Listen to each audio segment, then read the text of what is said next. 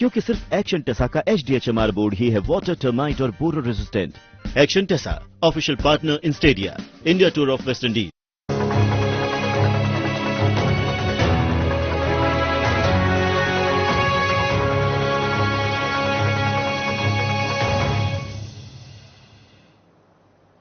नमस्कार, स्वागत है आप सभी का मध्य प्रदेश और छत्तीसगढ़ की खबरों में। मैं आपके साथ निकिता कश्यप। बुलेटिन की शुरुआत करते हैं इस वक्त के हेडलाइंस के साथ। बेमेतरा में बीजेपी कार्यकर्ताओं ने किया एसडीएम कार्यालय का घेराव। कई मुद्दों को लेकर किया गया प्रदर्शन। प्रदेश सरकार और क्षेत्रीय विधायक पर लगाया आरोप। रायगढ़ में स्वच्छता दीदी महासंघ ने किया धरना प्रदर्शन। कई सूत्रीय मांगों को लेकर जताया विरोध। धमतरी में बीए बीएससी के करीब 70% विद्यार्थी फेल। गुस्साए छात्रों ने एनएसपी किया जाम। सारंगगढ़ में मोबाइल डेमोन्स्ट्रेशन वैन का शुभारंभ। कलेक्टर ने हरी झंडी दिखाकर किया रवाना।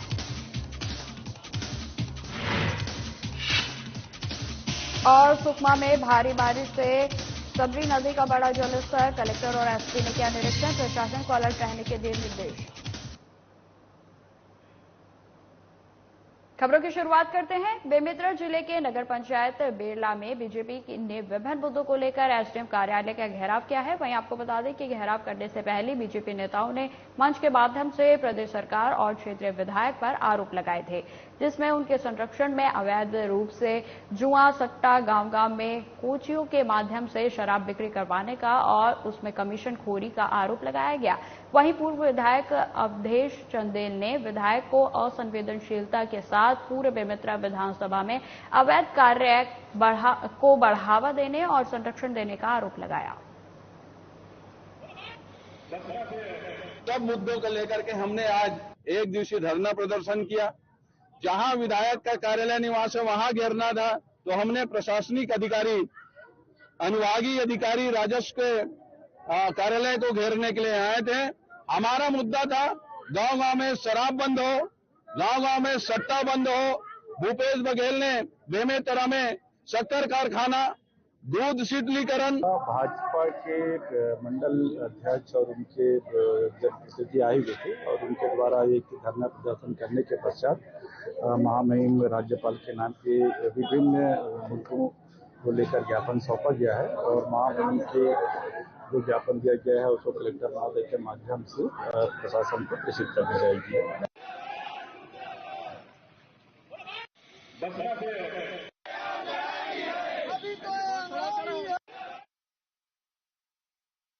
स्वच्छता दीदी महिला पुरुष महासंघ ने अपनी मांगों को लेकर शहीद विप्लव त्रिपाठी मिनी स्टेडियम में धरना प्रदर्शन कर विरोध जताया है। आपको बता दें कि स्वच्छता दीदी कार्यक्रम के तहत जो है स्टेडियम में रैली निकालकर कलेक्टर तक पहुंचे और जहां अपनी मांगों को लेकर कलेक्टर के नाम डिप्टी कलेक्टर को ज्ञापन भी सौंपा गया। इस दौरान उन्होंने मांग की है कि सभी कर्मचारियों को कलेक्टर दर पर भुगतान, कर्मचारियों के पीएफ की राशि कटनी चाहिए, प्रत्येक रविवार को साप्ताहिक अवकाश, वेतन वृद्धि समेत कई मांगों को लेकर प्रदर्शन किया गया। वहीं स्वच्छता दीदी महासंघ का कहना है कि जब तक हमारी मांग पूरी नहीं हो जाती है तब तक धरना प्रदर्शन जारी रहेगा।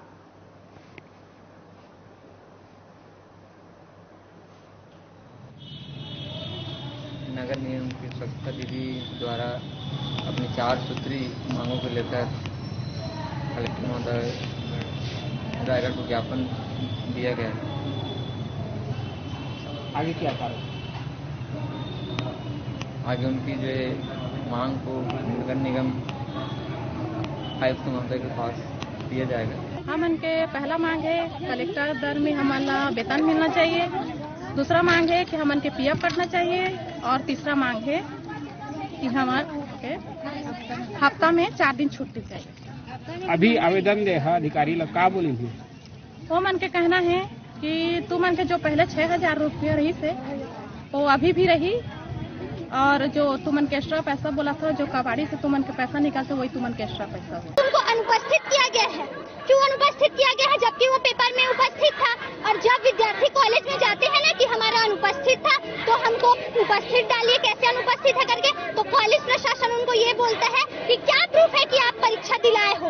और जब वो प्रूफ लाता है ना तो उनके अनुपस्थित को उपस्थित तो कर दिया जाता है, लेकिन रिजल्ट में 0 नंबर मिलता है। और बहुत से विद्यार्थी हैं, हजारों विद्यार्थी हैं जिनके परीक्षा परिणाम में घोटाला हुआ है। विद्यार्थियों का पेपर बहुत अच्छा बना है। इतना तो है कि ठीक है, जो विद्यार्थी कमजोर होगा वो पासिंग के लायक बनेगा, लेकिन टॉपर से टॉपर विद्यार्थियों के परीक्षा परिणाम में ना 0 नंबर मिला है। विद्यार्थी साल भर रेगुलर कॉलेज आए हैं, कोचिंग किए हैं, नियमित क्लास अटेंड किए हैं, उसके बावजूद रिजल्ट में 0 का आना यह कॉलेज की, विश्वविद्यालय की। बिलासपुर में कुछ दिनों पहले एक परिवार से 3 बच्चियों की डूबकर मौत हो जाने से खबर सामने आई थी। वहीं आपको बता दें कि जिसके बाद परिजनों ने अवैध रेत माफियों पर गंभीर आरोप लगाए थे। वहीं गुस्साए परिजनों ने ग्रामीणों के साथ मिलकर नेशनल हाईवे पर चक्का जाम भी कर दिया था। शासन प्रशासन के काफी समझाने के बाद लोगों का आक्रोश कम हुआ और रास्ते को खोला गया। अभी घटना को 2 दिन भी नहीं हुए हैं और मृतक के परिजनों को रेत माफियों से धमकी मिलने लगी है। मीडिया से बातचीत करते हुए परिजनों ने बताया कि राजेंद्र साहू के रिश्तेदारों द्वारा धमकी दी जा रही है, जिसकी शिकायत करने पटे परिवार एसपी कार्यालय पहुंचा है और अपनी सुरक्षा की मांग कर रहा है।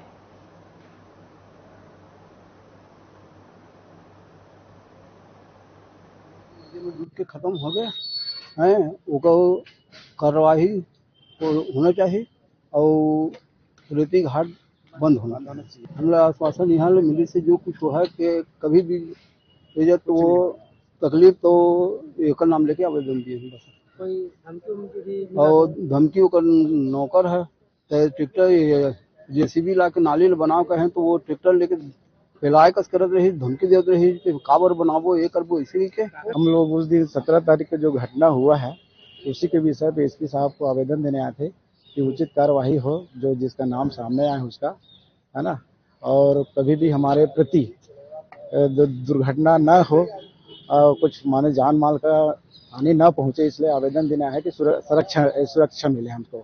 कभी भी हो सकता है, अभी हमारे मामा को अन्याय किया है, कल परिवार को कर सकता है, कहीं भी करवा सकता है ना, इसलिए अनेक ये है। आप क्या चाहते हैं इस पर हम एसपी साहब से यही गुहार लगाना है कि अमुक आदमी का नाम आया है और उसके कार्रवाई हो। सारंगगढ़ बिलाईगढ़ कलेक्टर और जिला निर्वाचन अधिकारी डॉक्टर फरीहा आलम सिद्दीकी ने कलेक्ट्रेट परिसर से जिले में ईवीएम और वीवीपैट मशीन के प्रचार प्रसार के लिए मोबाइल डेमोन्स्ट्रेशन वैन को हरी झंडी दिखाकर रवाना किया। वहीं आपको बता दें कि विधानसभा आम निर्वाचन 2023 को देखते हुए मोबाइल डेमोन्स्ट्रेशन वैन तैयार की गई है, जिसके माध्यम से मतदाताओं को ईवीएम और वीवीपैट मशीन की जानकारी जिले के मतदाता केंद्रों सहित हाट बाजार, विद्यालयों और महाविद्यालयों में दी जाएगी।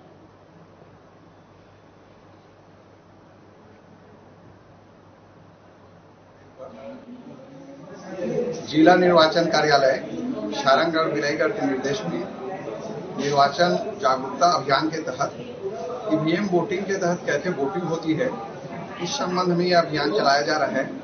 कलेक्ट्रेट परिसर में चल रहा है, अनुविभागीय अधिकारी सारंगगढ़ परिसर में भी चल रहे हैं और इस प्रकार के ग्रामीण क्षेत्रों में हाट बाजार में भी ये सुविधा जिला निर्वाचन कार्यालय सारंगगढ़ से आयोजित की जा रही है, जिसके तहत कलेक्टर परिसर के रूप में मैं यहाँ रविशंकर तिवारी मास्टर के नेतृत्व में उपस्थित हूँ। जो भी यहाँ आ रहे हैं मतदाता के रूप में, उनको यहाँ हम मार्क्स कोडिंग करते हैं।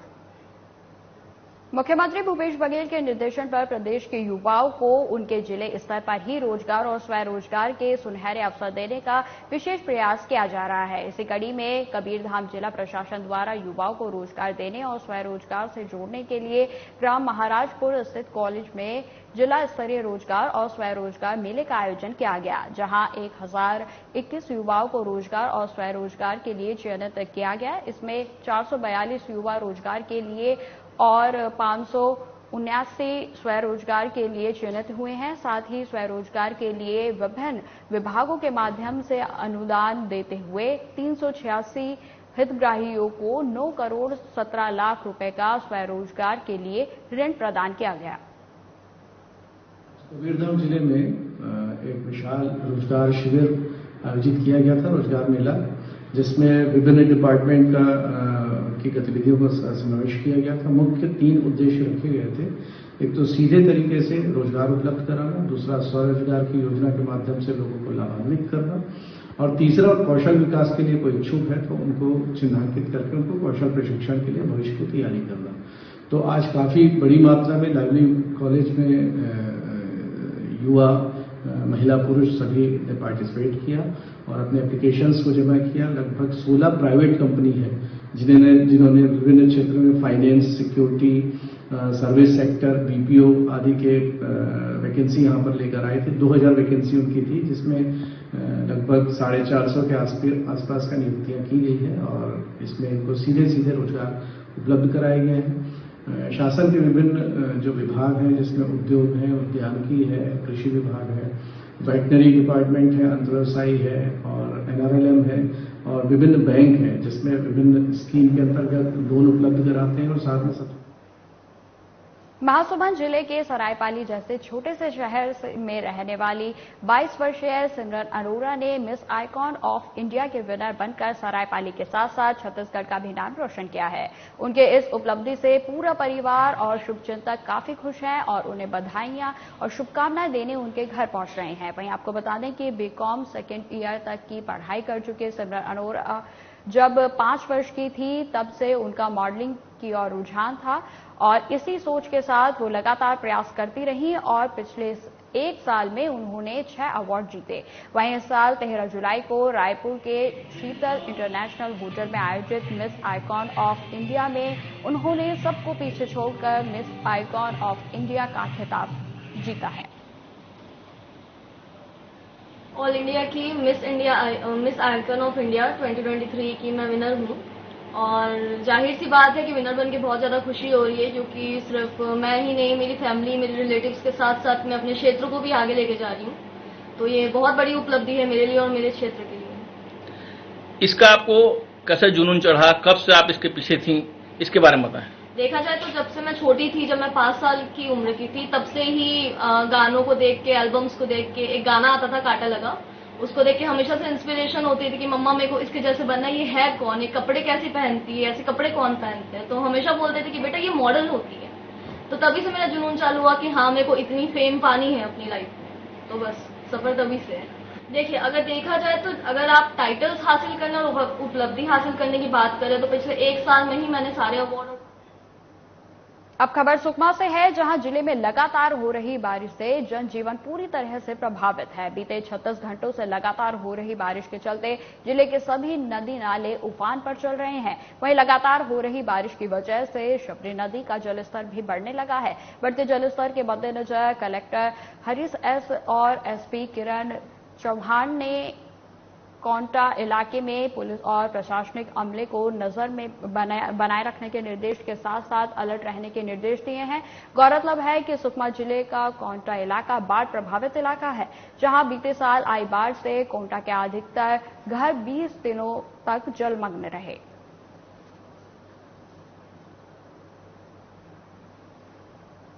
तो आपको बता दें कि लगातार प्रदेशों में जो है वो लगातार बारिश की वजह से बाढ़ जैसी स्थिति बन रही है और इसी को लेकर जो है प्रशासन भी काफी सजग नजर आ रहा है। वहीं आपको बता दें कि ये तस्वीरें हम आपको दिखा रहे हैं सुकमा की, जहां पर लगातार 36 घंटे से बारिश हो रही है और जिसके कारण नदी नाले उफान पर हैं। वहीं आपको बता दें कि इसको लेकर प्रशासन भी पूरी तरीके से अलर्ट नजर आ रहा है, जहां प्रशासन की ओर से लोगों से अपील की गई है कि वो नदी नालों से दूरी बनाकर रखे और साथ ही बढ़ते जिस तरीके से बारिश जो लगातार हो रही है उसको लेकर भी इलाके में अलर्ट जारी किया गया है।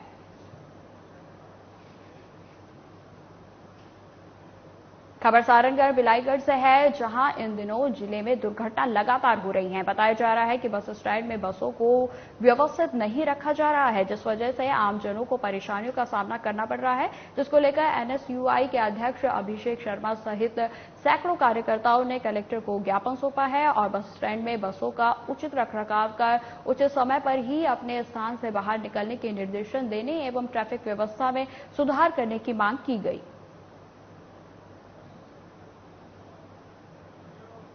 हमारा बस स्टैंड, उसमें सारंगगढ़ में जो बसों की व्यवस्था है वो व्यवस्थित नहीं है। उसको लेकर हम लोगों ने आज NSUI ज्ञापन सौंपा है हमने और इस पे मांग की है कि व्यवस्थित ढंग से बसों को रखा जाए और ट्रैफिक व्यवस्था बनाई जाए। NSUI सदैव छात्रों के साथ में जनहित की लड़ाई लड़ती रही है और अभी भी अगर इस प्रकार से कोई हमारे द्वारा ज्ञापन का असर नहीं होता तो आंदोलन करके हमने हमारा विरोध प्रदर्शन।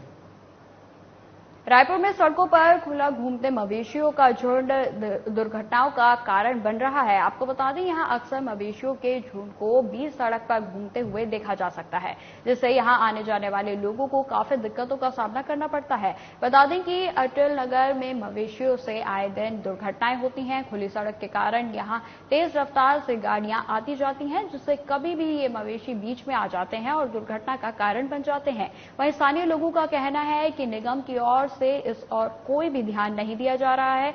निगम का मवेशी वाहन केवल शहरों तक ही सिमट कर रह गया है, जबकि निगम को भी इस और ध्यान देने की आवश्यकता है।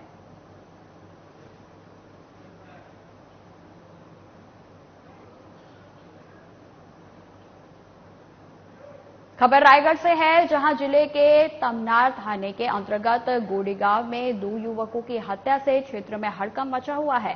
घटना की सूचना मिलने के बाद तत्काल तमनार पुलिस और एसडीओपी दीपक मिश्रा मौके पर पहुंचे और मामले की जांच शुरू की गई। वहीं आपको बता दें कि घटना में मृतक युवकों के शव को पोस्टमार्टम के लिए सीएचसी तमनार भेज दिया गया है। इस मामले में मृतक की पहचान शत्रुघ्न चौहान और उद्धव चौहान के रूप में हुई है। फिलहाल पुलिस मामले की बारीकी से जांच पड़ताल में जुट गई है।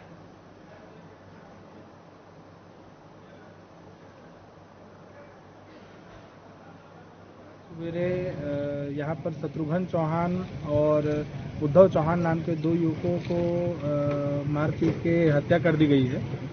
इसमें एक हरीलाल उरांव का नाम स्पष्ट हमको पता चला है और उसको हमने अभी हिरासत में ले लिया है। उसके द्वारा अपने अपराध को कबूल भी किया गया है, बताया गया है अपराध के बारे में।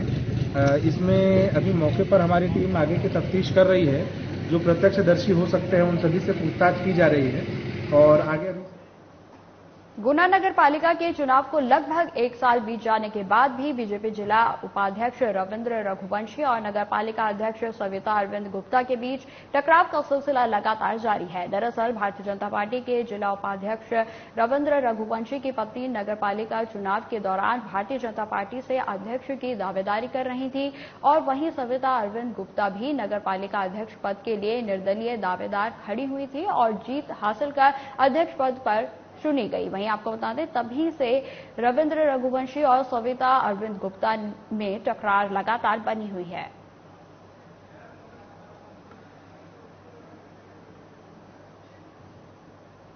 भाजपा जिला उपाध्यक्ष रविंद्र रघुवंशी ने नगर पालिका अध्यक्ष के ऊपर जो आरोप लगाए हैं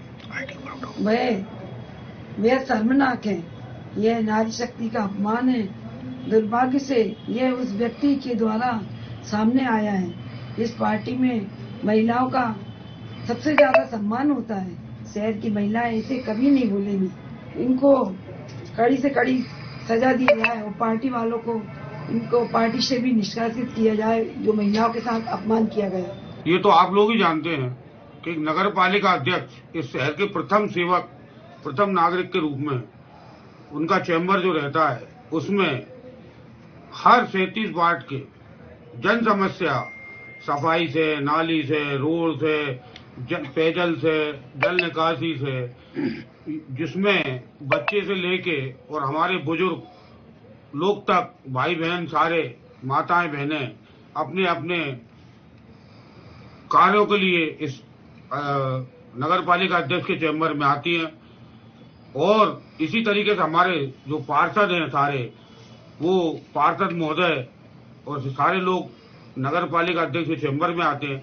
अगर ये सारे लोग को रविंद्र रघुवंशी जी जो आप कह रहे हैं कि उन्होंने आरोप लगाया है, ये सारे लोग असामाजिक तत्व हैं, तो मैं फिर ये कहूंगा कि उसमें नापा अध्यक्ष को भी अगर शहर की जनता और शहर के हमारे सभी पार्षद असामाजिक तत्वों में आते हैं, जो चैम्बर में आते हैं, तो फिर हमारा ऊपर जो आरोप लगाया है वो सही है। वसूली किसके द्वारा की जाती है ये आपको भी पता है, शहर की जनता को भी पता है, और जो वसूली में जो पैसा देते हैं उन ठेले वालों को भी पता है कि उनसे कौन वसूलता है।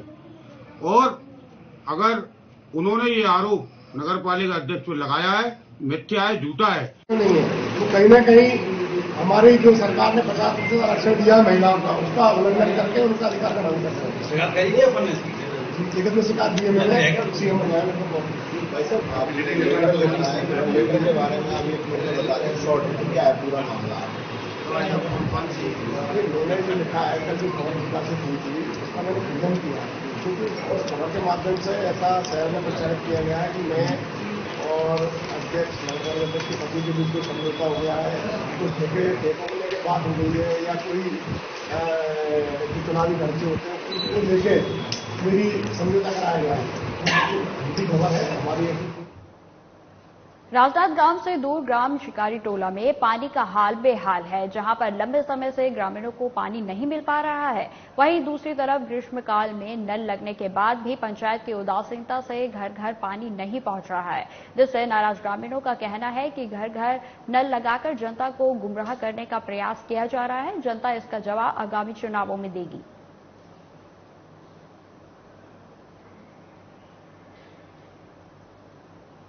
हेराफेरी जैसे पिक्चरों में आपने देखा होगा कि एक तीसरा नल होता है जिसमें पानी नहीं आता है। सेम शिकारी टोला का भी यही हाल है कि ये नल तो दिया गया है शासन द्वारा, लेकिन ये नल चलता ही नहीं है।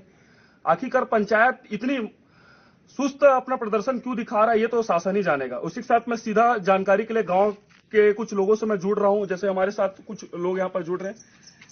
कितना दिन हो गया नल लगे और कितना दिन से पानी नहीं आता होला बताओ?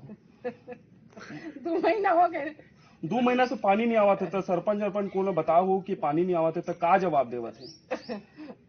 अब इन पानी बोर करवाई तो आई बेटा। अच्छा, पानी बोर करवाई तब वही, लेकिन गर्मी निकल गए हैं। गर्मी निकले के बाद बरसात आ गए, अब पानी मिली, जब पानी ऊपर वाले है बराबर देवा थे, ऐसे हुआ वही। हाँ, फिर एकदम दिक्कत है पानी के यहाँ शिकारी टोला में। कहीं ना कहीं गांव के हाल बेहाल है। और आप देखा हो कि नल में पानी नहीं आवा थे, जिसे हेरा फेरी पिक्चर आप देखा हो, वो में तीसरा जो नल रहते वही स्थिति है। देखना हो कि पंचायत और राजनांदगांव के प्रशासन कब तक एला सुधार कर पाते।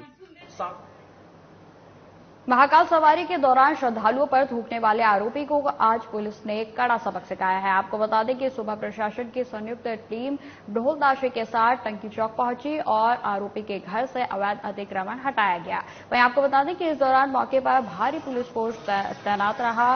वहीं 2 दिन पहले सावन के दूसरे सोमवार को बाबा महाकाल की सवारी निकाली गई थी और इस दौरान जब सवारी गोपाल मंदिर के पास टंकी चौक पर पहुंची तो यहां घर की छत पर खड़े एक धर्म विशेष के 3 युवकों द्वारा भक्तों के ऊपर मुंह में पानी भरकर थूकने लगे। इस घटना का वीडियो भी वायरल हुआ था, जिसके चलते हिंदूवादी संगठनों के विरोध के बाद मामले में थाना खारकुआ पुलिस ने तीनों आरोपियों को गिरफ्तार कर लिया था, जिनमें से एक आरोपी को केंद्रीय भैरवगढ़ जेल तो वहीं 2 नाबालिगों को बाल संप्रेक्षण गृह भेजा गया है। मामले में बुधवार को पुलिस ने एक बड़ी कार्रवाई करते हुए जिस घर की छत से आरोपियों ने भक्तों के ऊपर थूका था उस पर बुलडोजर चलाया गया।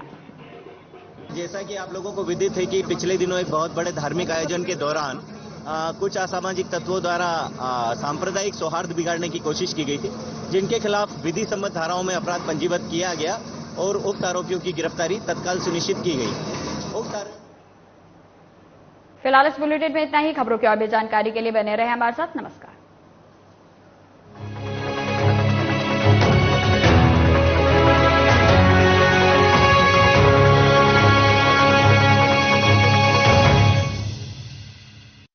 क्या आप दुबले पतले कमजोर हैं? आपकी सेहत नहीं बनती, भूख कम लगती है, वजन नहीं बढ़ता? दरअसल मेन बात खाना पीना खाना नहीं है, मेन बात